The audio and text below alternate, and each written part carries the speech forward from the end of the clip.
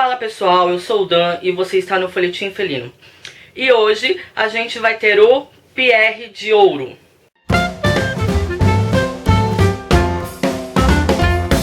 Bom, o Pierre de Ouro consiste na seleção de livros que eu mais gostei de ler este ano de 2015. São livros que de alguma forma me fizeram rir, chorar, sabe? Me fizeram reconsiderar alguns autores, descobrir novos autores, sabe? Pensar neles além de uma história, de uma ficção, mas me fizeram pensar um pouco mais na vida e nas questões que eles colocam, né? E foram escolhidas 9 categorias, das quais não só livros estão presentes, mas algumas outras coisinhas eu vou trazer para vocês. E agora a gente vai começar com as seleções. Vamos lá? Bom, o primeiro livro que eu escolhi é um livro de contos. E esse livro de contos foi lançado esse ano. Foi um livro que eu fiquei muito curioso para ler, né? Eu recebi a sinopse dele pela parceria com a Companhia das Letras, lá pela estante dos Entendidos. E eu fiquei bem curioso para saber como é que eram essas histórias, por ser de um autor que eu não curto muito, que é o Stephen King, né? Eu tenho um pouco o pé atrás dele, não acho ele tudo isso que as pessoas falam. Acho que ele é um bom escritor, mas eu acho que ele é superestimado.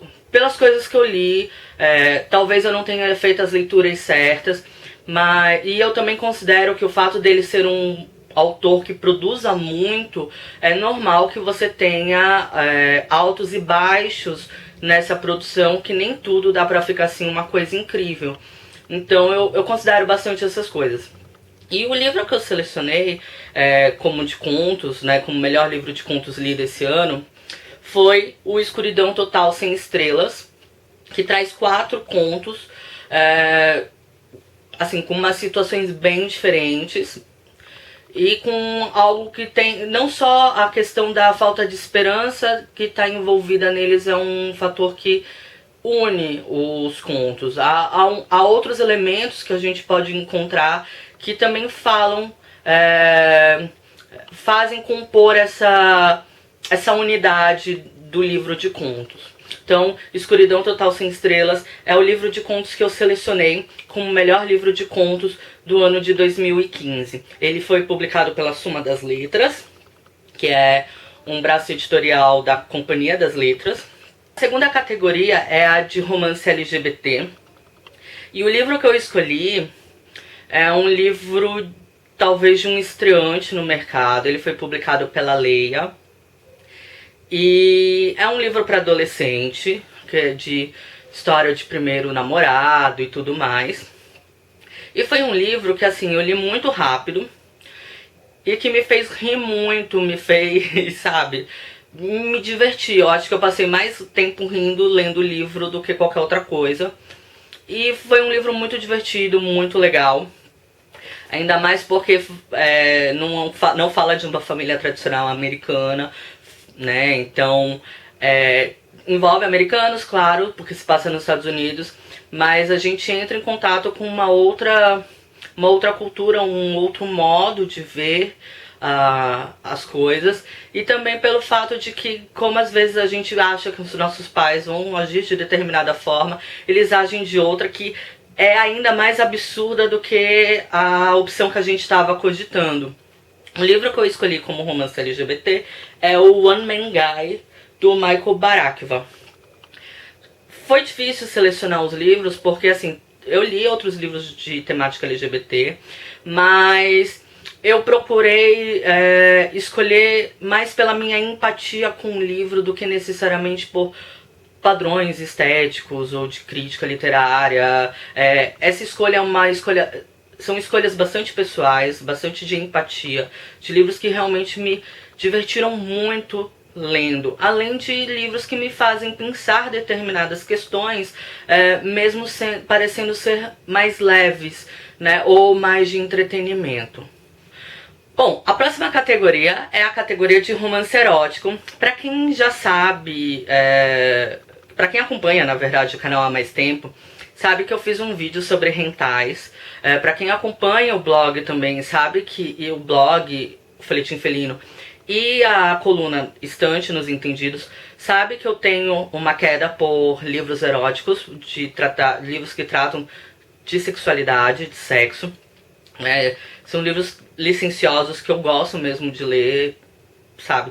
Não só como entretenimento, mas pra me fazer refletir sobre as questões de sexualidade.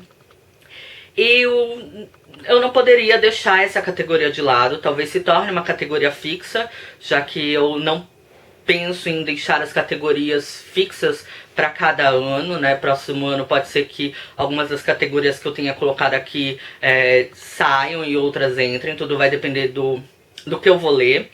Mas eu acho que romance erótico é uma categoria que pode ficar como fixa, né? Como titular.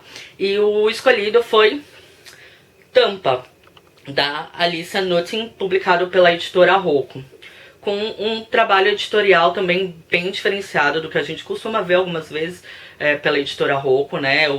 A capa tá bem legal, sabe? O papel tá bem legal. Foi um trabalho muito bem feito, né, com esse livro.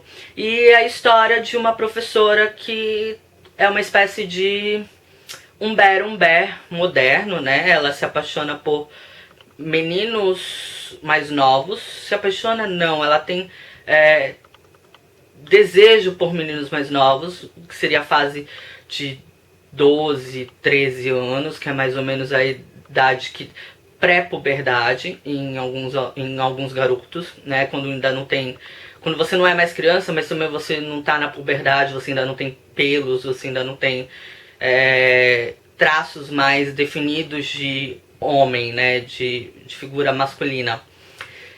E assim, eu escolhi esse livro, embora eu tenha lido outros, como Flossie, a Vênus de 15 anos, porque ele vai tratar de questões bem polêmicas. Ele é baseado em fatos reais, de acordo com o que o livro traz, de uma professora mesmo da cidade de Tampa. E além de trazer questões polêmicas, ele vai tratar de questões que geralmente a gente não coloca, que é a questão do desejo feminino, né? Quando a gente pensa, por exemplo, em pedófilos, a gente acaba pensando muito na figura masculina, né? De um homem que seduz, do homem que acaba com a infância e com a inocência das crianças. E a gente acaba não percebendo que a mulher também tende a esse tipo de comportamento, né? Que ela também tem esses tipos de desejo. E é incrível você ler esse texto e ficar pensando na sexualidade da mulher e por um outro ponto de vista, e pelo ponto de vista de que mesmo ela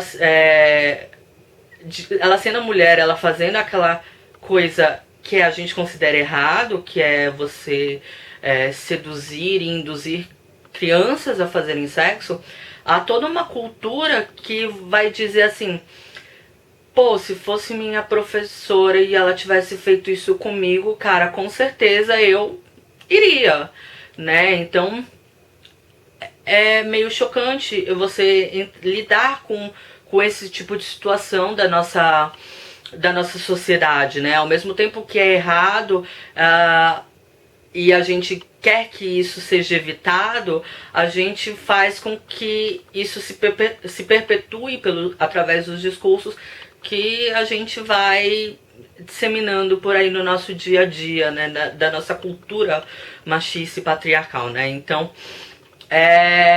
acho que esse é o livro mesmo erótico que tem que ser indicado para vocês como melhor leitura do ano de 2015 nessa categoria. Bom, a próxima categoria eu não tenho livro físico. Foram publicados capítulos pelo Wattpad. O autor me mandou o arquivo definitivo, né? Entrou em contato comigo, mandou o arquivo definitivo. Ele ficou um tempo disponibilizado pela Amazon para compra, né? Um preço super acessível. Só que o autor retirou agora porque ele está pensando em transformar esse livro, né, esse texto, esse material, em livro físico, né? Vamos esperar para ver como se desenrola isso. Mas a leitura que eu indico como publicação independente é o Machos Alfa, do Gustavo Carneiro, né? É um texto que me surpreendeu, não só pelo fato de trazer uma situação que a gente não está muito acostumado a ter no mercado editorial, que é o fato de que que fala de meninos, né, já de adultos praticamente, né, se descobrindo, vivendo dentro da universidade, tentando encontrar emprego, questões de relacionamentos mais sérios, né, e de temática LGBT, mas sem ser uma coisa mais primeiro amor ou primeiro encontro e tudo mais. E Machos Alfa traz tudo isso, e é diferente, por exemplo, e aí é um outro romance LGBT, mas ele é diferente do One Man Guy, porque o One Man Guy ainda vai falar de meninos se descobrindo ainda adolescentes, né, ainda no colégio e tudo mais. Aqui a gente vai ver uma outra coisa. Além da universidade, tem as festas, né, tem a questão de aplicativos de pegação que vai ter também. Se passa em Brasília, é uma coisa bem mais próxima do que a gente conhece. Também foge um pouco do eixo Rio-São Paulo, que é uma coisa que quando se tem publicações a gente acaba tendo nessa temática mais esses locais como ambientação. E eu achei bem legal, dos poucos livros independentes que eu li esse ano, não foram tantos, mas esse do Gustavo, ele consegue fazer também, trazer algumas discussões, né, em relação a sentimento, a relacionamento, mas de uma forma também bem leve, né, e divertida. Fora que, gente, tem menção ao Pará, tipo, né, eu moro no Pará, eu não sou paraense, mas eu moro no Pará já há bastante tempo, há pelo menos 15 anos, mais da metade da minha vida morando aqui. Então é legal você ver também esse cuidado de você colocar outras coisas além do que tá ali naquele meio, né, que talvez você não que seja mais o seu próximo, né, o seu íntimo. Então a minha indicação de publicação independente é o Machos Alfa, do Gustavo Carneiro, né, que infelizmente não tem edição física, eu só tenho o PDF dele. Espero que ele consiga fazer a publicação dele físico. E vamos para a próxima categoria. Bom, a nossa quinta categoria é a de melhor autor nacional. E eu tive um problema. Esse ano eu li bem mais autores nacionais, né, e aí eu ia ter que fazer algumas escolhas, né, porque eu preferi falar de autores nacionais mais recentes do que ficar em autores talvez mais conhecidos ou canonizados e tudo mais, que eu também não li tanto, mas eu preferi pensar no que é produzido agora e no que as pessoas, assim, mais novas do que eu, entre 15 e 20 anos, têm lido mais. Eu acho que a gente tem que pensar um pouco mais nessa galera, quando a gente também faz indicação de livros, de pensar no porquê que elas gostam desses livros, né, e procurar achar coisas legais dentro desses livros, dentro do que é produzido por esses autores. E calhou que eu fiquei empatada entre duas autoras, né, no ano que a gente teve o Leia Mais Mulheres, eu fiquei empatada em duas melhores autoras nacionais, que foi a Bárbara Moraes, a autora da trilogia Anômalos, e a Renata Ventura, autora do A Arma Escarlate. A Bárbara Moraes eu escolhi como melhor autora nacional pelo fôlego que ela teve ao escrever os 3 livros, né? O último livro foi lançado esse ano, da trilogia. E assim, foram livros que eu li assim em uma semana. São 3 livros e eu li em uma semana. Não foi cansativo, foi super divertido, eu virei a madrugada lendo.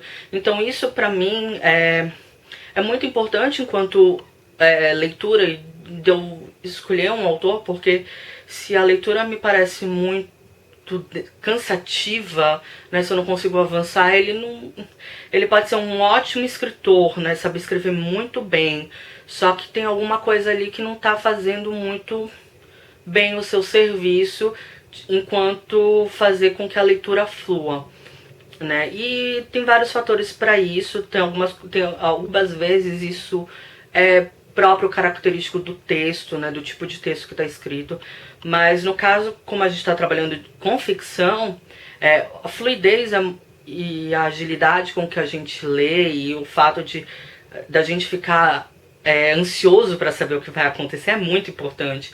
Então, nesse caso, eu escolhi a Bárbara Moraes por ter conseguido fazer nesses 3 livros algo que fosse bastante coeso, né? Ela tem outras qualidades, né, sobre a trilogia Nômalos que poderiam ser citadas aqui, mas eu já falei deles em outro vídeo, então eu vou meio que parar por aqui.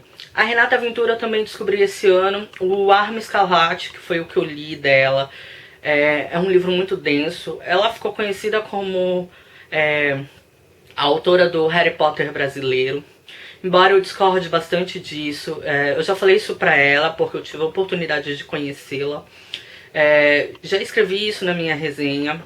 Pra mim, a Arma Escarlate, embora seja ambientado no mundo criado pela JK, é como se fosse assim um universo expandido, e um universo expandido muito bem expandido, e muito bem expandido porque você traz muitas coisas do Brasil mesmo. Ela conseguiu pensar o mundo da JK pela visão brasileira de constituição do que é nosso, da nossa realidade. No caso, a Arma Escarlate ela se passa no Rio de Janeiro, né? Os outros livros vão se passar em outras cidades do Brasil, uma de cada região, né? O terceiro livro já está sendo produzido por ela. O segundo se passa na Bahia, que é a Comissão Chapeleira. E, assim, eu escolhi ela como melhor autora nacional por essa questão, né, de você conseguir expandir um universo que já existe, né, e ainda assim você criar uma coisa completamente sua, e uma coisa completamente sua, mas que traz muita coisa do Brasil, muita coisa da historiografia do Brasil. E vale lembrar que a Renata Ventura é historiadora, né, ela trabalha com história, e isso eu achei incrível, você conseguir fazer um livro tão denso de história brasileira, sem se tornar cansativo e partindo de um outro universo já criado, já com suas diretrizes prontas, né? Ela conseguiu se encaixar no modelo e fazer uma coisa completamente diferente, sem, sabe, sair destruindo as coisas, né? Que poderia ter acontecido isso com a história. Então, as 2 melhores autoras são a Bárbara Moraes e a Renata Ventura. E a minha melhor autora internacional, sim, porque eu escolhi também uma mulher. As mulheres estão bombando aqui, né, nas escolhas. A minha melhor autora é a Muriel Barbery. Foi uma autora que eu descobri esse ano, com o livro A Elegância do Ouriço, que tem uma adaptação para o cinema. E eu tava lá, né, numa livraria, acabei encontrando o livro, comprei. Achei que era um livro meio existencialista, uma coisa meio monótona. Me surpreendi completamente. Adorei o livro da Muriel. Fui atrás do outro romance dela, que é o A Morte do Gourmet, né? E, assim, me apaixonei. Inclusive o nome do Pierre é Pierre por causa do protagonista do A Morte do Gourmet. E, enfim, ela lançou um livro esse final de ano, que foi o que eu ganhei no Amigo Secreto, né, A Vida dos Elfos. Eu ganhei ele no Amigo Secreto do Clube do Livro. Tá na fila pra ler, mas assim, tô ansioso. E assim, é uma autora que eu descobri esse ano e que teve um impacto assim enorme. Com o primeiro livro dela, eu ri horrores e chorei horrores e fiz anotações e pensei sobre a vida e fiquei, meu Deus, é isso, tipo, e fora as inúmeras referências que ela traz de cultura japonesa, de pintura, de arte, nossa, de mangá, e de pensamento filosófico. Só a primeira página, que quando começa o livro, né, e aí a personagem é uma concierge, uma espécie de porteiro zelador de um edifício nobre em Paris.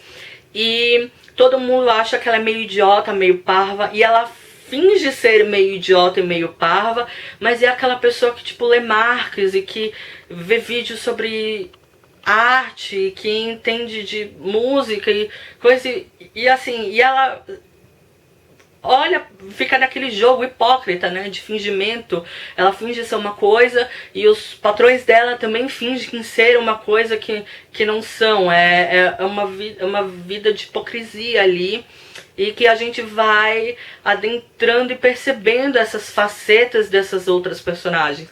Então, e na Morte do Gourmet a gente vai ver um cara que tá morrendo e que quer lembrar de um sabor que ele adora, mas que ele não consegue. E aí a gente vai fazer uma viagem pelas memórias dele por meio dos pratos que ele experimentou desde a infância, né? Os sabores que ele mais gostou de ter sentido, né? Que mais influenciaram ele nos gostos e tudo mais.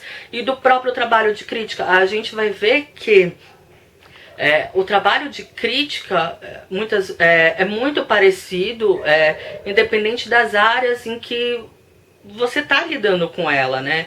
No caso, a gente está trabalhando ali com crítica culinária, gastronômica, mas a gente pode pensar aquela crítica literária gastronômica como uma crítica literária, né? Porque as situações que a gente se coloca como parâmetros e modelos são muito próximos, né? É um caminho que segue muito para e passo um ao outro. Então isso também é muito legal, você pensar através desse texto o próprio papel do crítico, né, do crítico literário.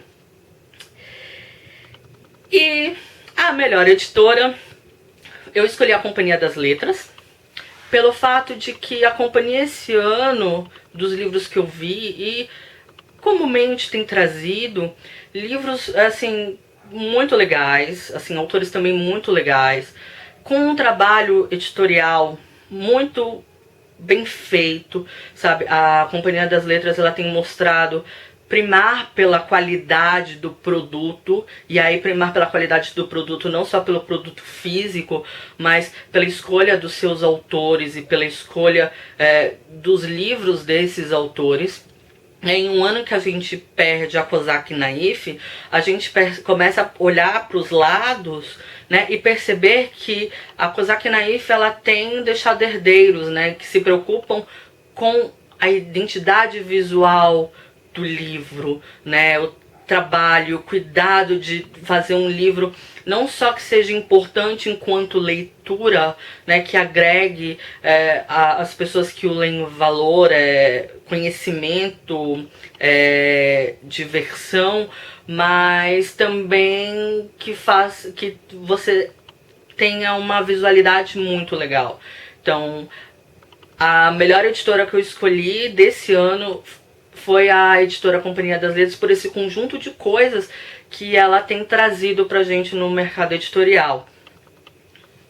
Bom, a gente já tá terminando.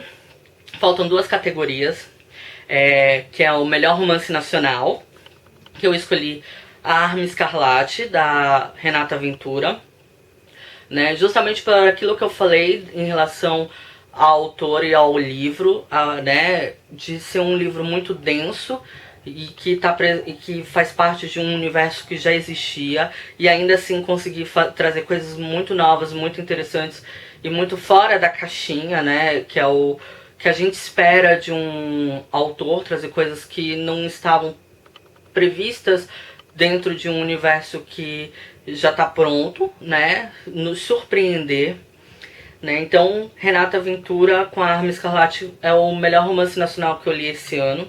E agora a gente vai pro melhor internacional.